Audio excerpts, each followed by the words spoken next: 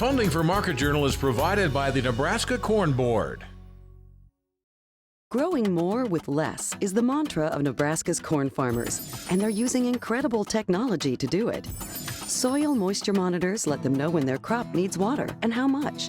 GPS systems eliminate overlaps in the field, saving fuel and money. New hybrids reduce the use of pesticides and increase yields. When you're talking new technology and innovation, Nebraska corn farmers are all ears. Nebraska's family corn farmers, sustaining innovation.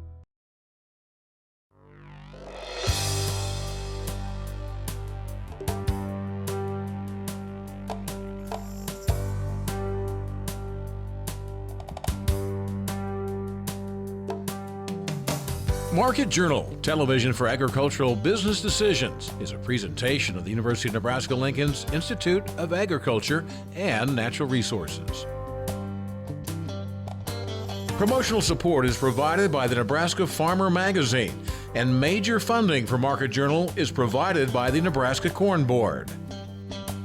Welcome to this week's edition of Market Journal. I'm Jeff Wilkerson. On this episode, Luke Beckman discusses selling strategies and planting progress. Tom Sleight examines U.S. corn trade prospects. Josh Maples talks about the potential for U.S. beef exports to China. And Al Dutcher looks ahead to possible weather conditions this summer. Luke Beckman from Central Valley Ag is our corn and soybean market analyst this week. The U.S. Department of Agriculture's latest progress report shows 71% of this year's corn is in the ground, along with 32% of this season's soybeans. Planting advanced rapidly across several of the largest growing states, including Minnesota, where farmers planted nearly half their corn crop over the 7-day stretch.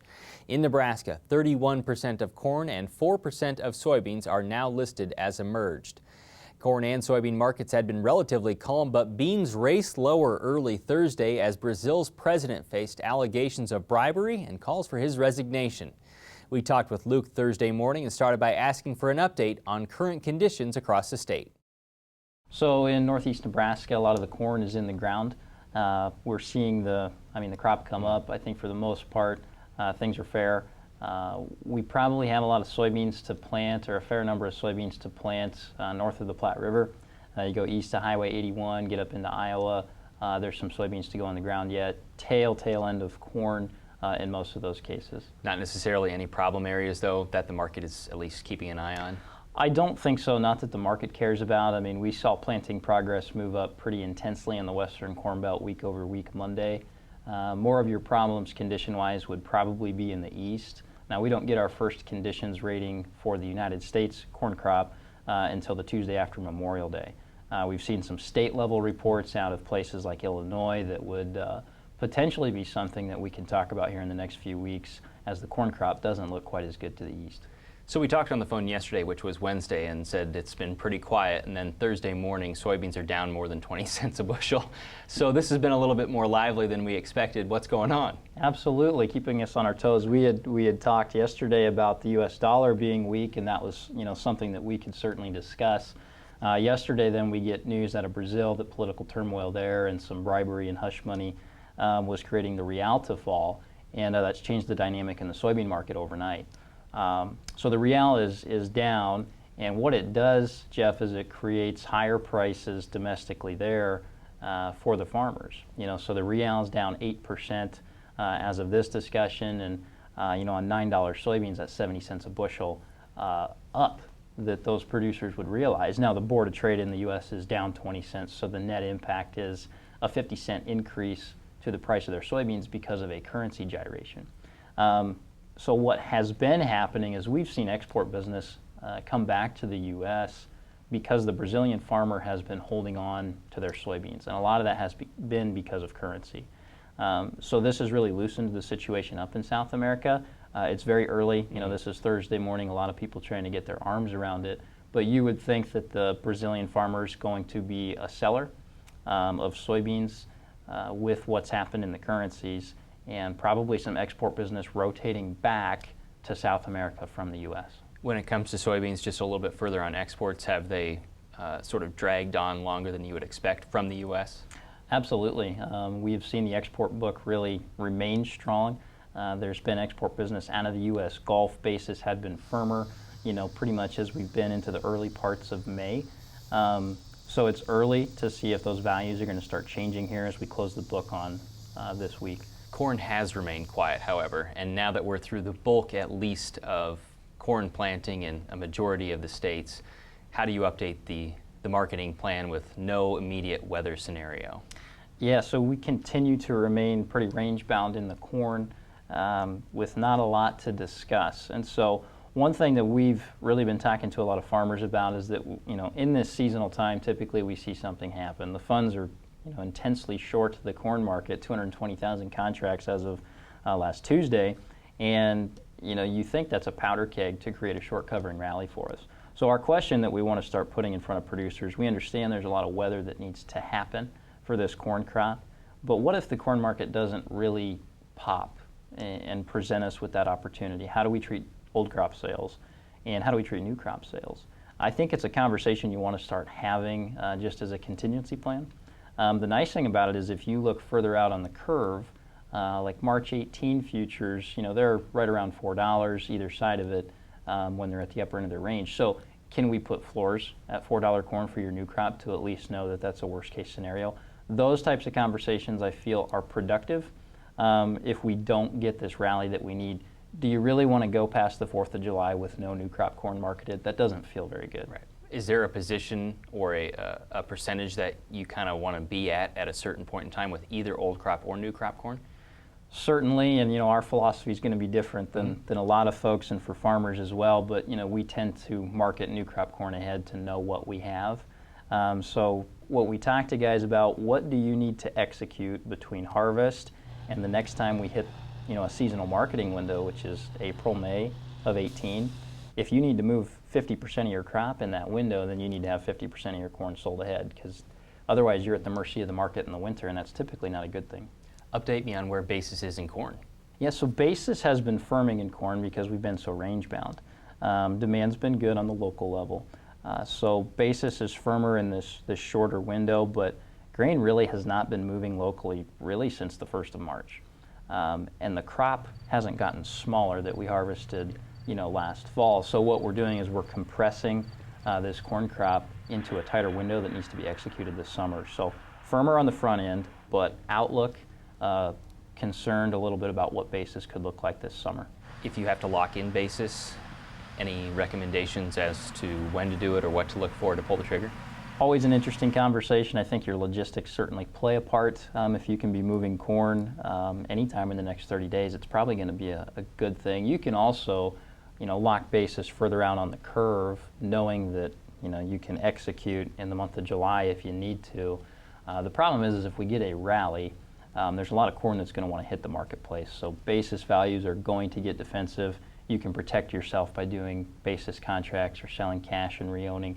Those types of strategies now, while basis is firmer before that would happen.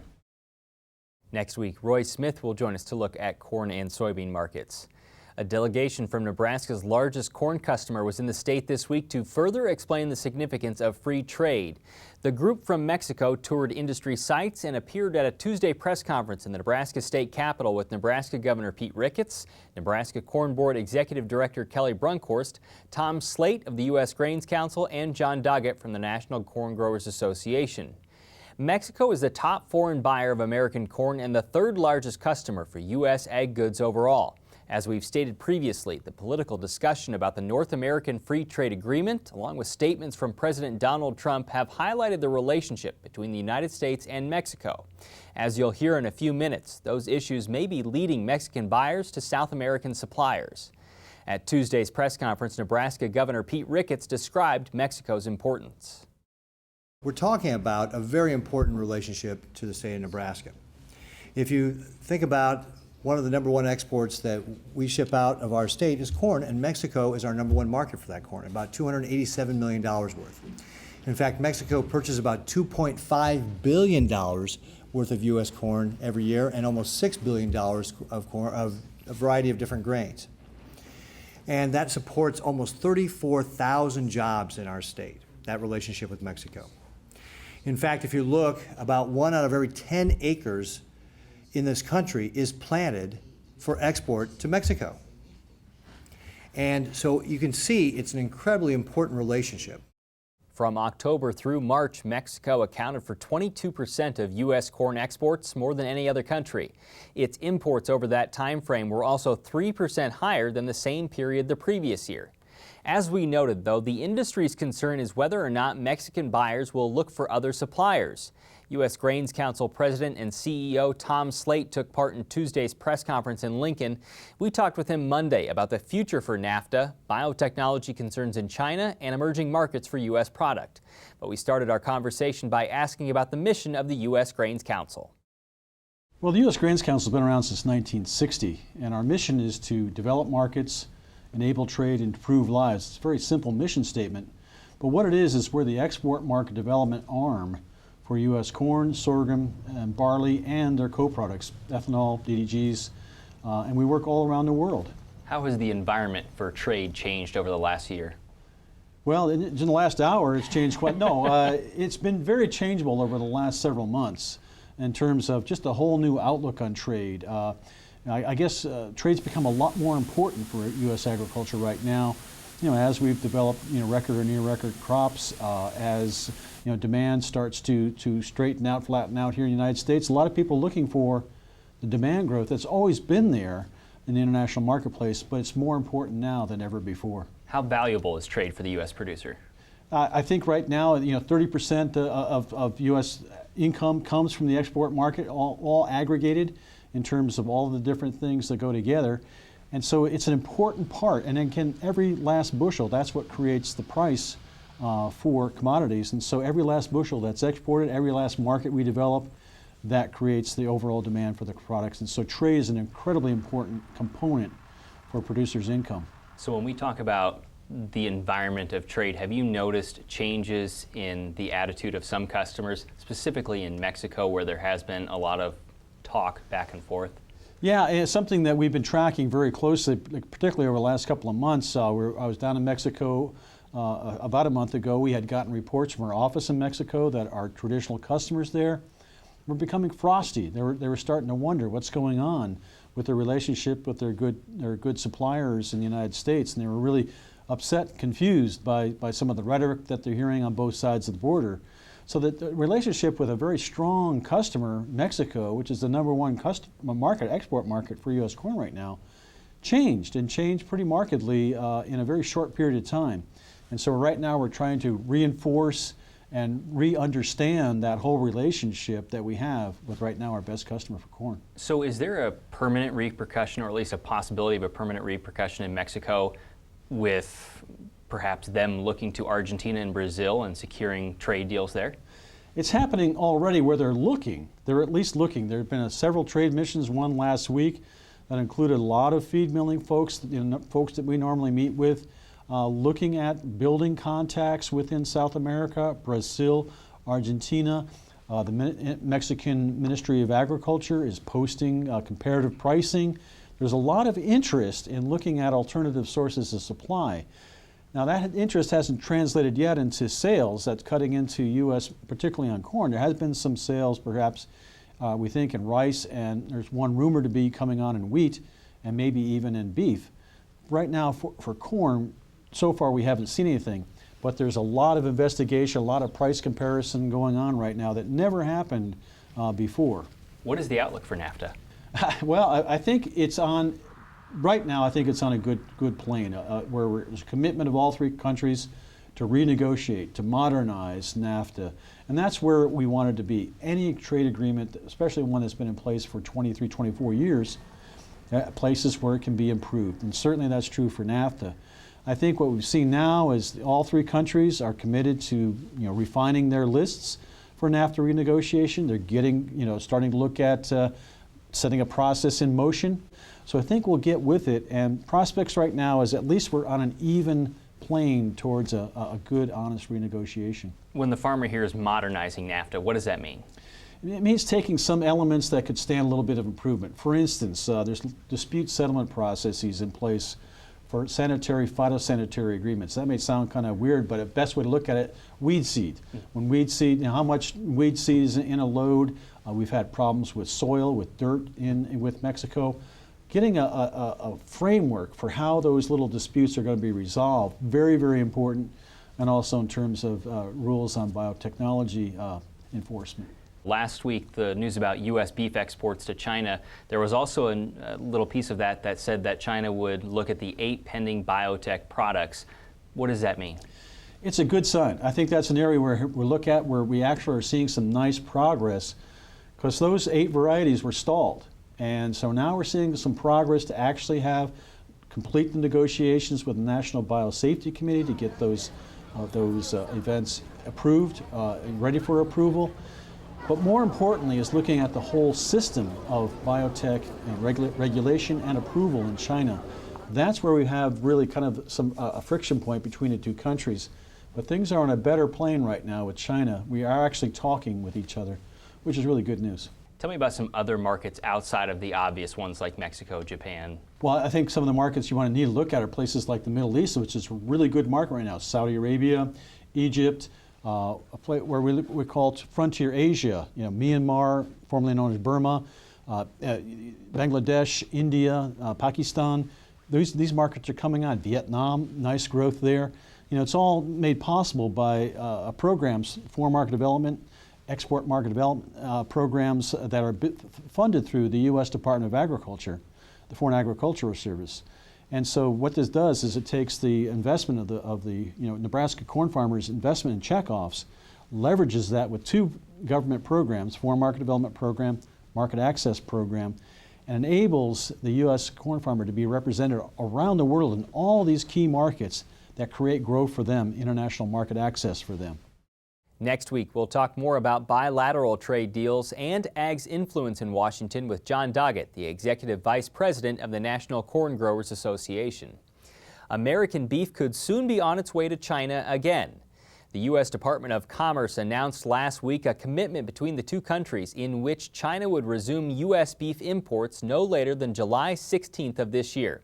But there are several key questions that remain. Those we'll discuss in a minute. Until last fall, China had barred U.S. beef after a case of bovine spongiform encephalopathy, or BSE, emerged in the states in December 2003. That ban was technically lifted on September 22, 2016. As then Secretary of Agriculture Tom Vilsack said when he visited Omaha the following day, that was only the first step. China is the most populous nation in the world. It has nearly 1.4 billion people and brought in $2.3 billion worth of beef in 2015. Its beef and veal purchases have skyrocketed more than 800% since 2012, and the USDA is projecting China and Hong Kong will combine to overtake the U.S. as the world's largest importer in 2017. On Monday, we talked with Mississippi State Extension livestock economist Josh Maples about the trade hurdles ahead, but we started by asking simply, how big of a deal is this? Jeff, this is a big deal. We've been trying to get the Chinese market back open to U.S. beef for over 13 years now, and this is the first time that we actually have a date. So China is the most populated country in the world, and they have a growing taste for beef, and this represents a multi-billion-dollar market that U.S. beef producers will hopefully soon have access to. Tell me about that market now and who the competitors might be. Sure. So one thing to point out is the Chinese market, as far as per capita consumption, is quite a bit lower than it is here in the U.S. So Chinese consumers only consume 12 to 13 pounds of beef per person per year. This is compared to 56 or 57 pounds here in the U.S. But the huge population numbers in China still make China a major importer of beef. So we already have access to Hong Kong, but China imported nearly 90% of their beef from just 4 countries, which is Brazil, Uruguay, Australia, and New Zealand. Imports are supposed to resume by mid-July. What needs to happen between now and then? Sure. So the White House called it one more round of technical consultations. So it appears that we're still finalizing some trade protocol negotiations. This is where we're deciding exactly what type of products will be allowed and what the actual specific details of the trade will be. So I think that's what we're still working on and what we've got to get done before exports to China can resume. Can you go further into that? Which products might get in right away and which might have to wait? Sure. So, we're still lacking on details a little bit for what the U.S. deal is going to be, but we can look to a similar deal that Canada got back. They started in 2011 with China, is whenever they could resume exporting beef to China. So, and there were certain specifications on the beef that they could send to China and still are. And those specifications include traceability, so the beef, the animal that the beef comes from has to be traceable back to the farm level. There's also a regulation on no beta agonist use, so the beef has to be free of beta agonist. And then there's some other details as well. So the beef has to come from animals younger than 30 months of age, and it can only be frozen either boneless. And then last year they actually started allowing bone-in beef from Canada. So again, this is the Canada deal. The U.S. deal, we're still working on these details, and we're trying, but these are just some examples of some of the details that we might face as well. Let's talk more about those potential hurdles. Beta agonists, hormones, this being grain-fed versus grass-fed, are those things that could be in concern? Sure, and they're likely something that's already being part of negotiations right now. So the beta agonist discussion is one in specific that, or in particular, that we really expect to be part of the U.S. Trade deal discussions. So if you look at Canada, the beef that Canada can export to China has to be free of beta agonist. And so this has a lot of people thinking that the beef the U.S. is going to export to China will also have to be beta agonist free. So we don't have an indication yet. There's been no reports about what the actual trade specifications are, but that's one point in particular that we're looking forward to finding out whether the regulation will be there. Hormones? Hormones are another thing, and again, we're really just lacking on information right now, Jeff. So Yep. The report last week just didn't really get into those level of details, and this is all something that's probably still, or is still part of the technical consultations that are ongoing. And still too early to talk about tariffs or potential tariffs? Yes, I think it's definitely too early to talk about that. Those are probably being talked about on some level right now during the consultations, but as far as being able to guess about what the tariffs might be, I don't think we're that far into the process yet. So 6 to 12 months out, what do you think will be considered a success for the U.S. beef industry when it comes to China? I think that any shipment of beef to China from the U.S. in 2017 should be marked as a huge success. Again, this is something we've been working on for a long time, and China just represents such a large growth potential for U.S. beef. So we should caution ourselves a little bit that the short-term benefits are likely not, or will definitely not be as great as the long-term benefits. So the long-term benefits are remarkable, and this point right here is what has everybody so excited about this announcement and hopeful that this thing actually does go through this year. You can find the U.S. Commerce Department's full release on its intentions regarding beef exports, poultry trade, and biotechnology evaluations through a link on the Market Journal website. Now, with this week's weather forecast, here's Nebraska Extension Ag climatologist Al Dutcher. Well, folks, here we again for the weekly forecast. During this last week, we dealt with two major upper air lows moving through the region. The first system ejected out into the Central Plains as we moved into the Tuesday, Wednesday time period, bringing general 1 to 3 inch totals across a good portion of southern and eastern Nebraska. Lighter amounts as we move toward northern Nebraska. We did see some of this in the northwestern sandhills receive some decent moisture in the 1 to 2 inch range. We had 2 confirmed tornado touchdowns with that event, and then the second of the storm systems moved out as we moved into Thursday, bringing a big severe weather outbreak to Texas, Oklahoma, and Kansas. And of course that moisture started to move northward during the overnight hours, and we dealt with that all day yesterday. And we continue to deal with that across eastern Nebraska as that system pushes off to the northeast. It does look as that system moves out, we'll see a little bit cooler air moving into our region, at least for the first half of this forecast period. So as we go to the upper air charts, the first thing we'll draw your attention to is the jet stream is dropping a large trough across our region, and that means the cool air to our north, with most of the activity now pushing off to our east as the surface low starts to make its way toward southern Michigan. Now, in terms of precipitation, the heaviest of the precipitation looks to be across Iowa, and lighter amounts across eastern Nebraska as the system pulls toward our east. As we go into Sunday, the trough kind of weakens a little bit and broadens out. We get surface high pressure on the wet backside of this coming in, so fairly nice conditions on Sunday. That will give way to another system that's starting to organize over the Rocky Mountains, and we start to see some of the precipitation gets caught up in this northwest flow, and some of that may impact the Central Plains as we go into the day Monday, as we have low pressure systems still hanging on over Wisconsin and another area over the Texas Panhandle.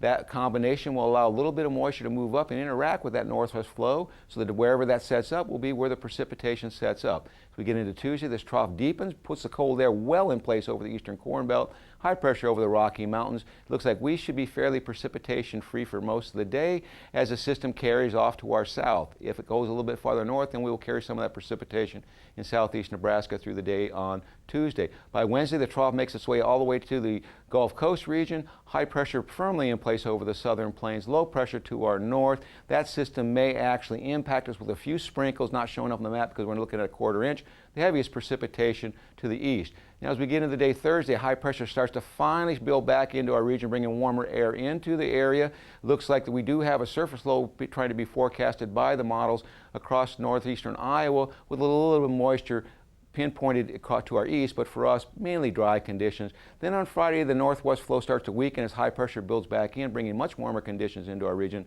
Surface low starts to develop in Texas. That will allow some available moisture to be lifted up toward the north, although we're not showing precipitation across Nebraska. Since this is where the jet stream is associated, we could actually see some of this fill in with that moisture being evected northward, and then eventually we'll start to see the low pressures to our west kick out of our region.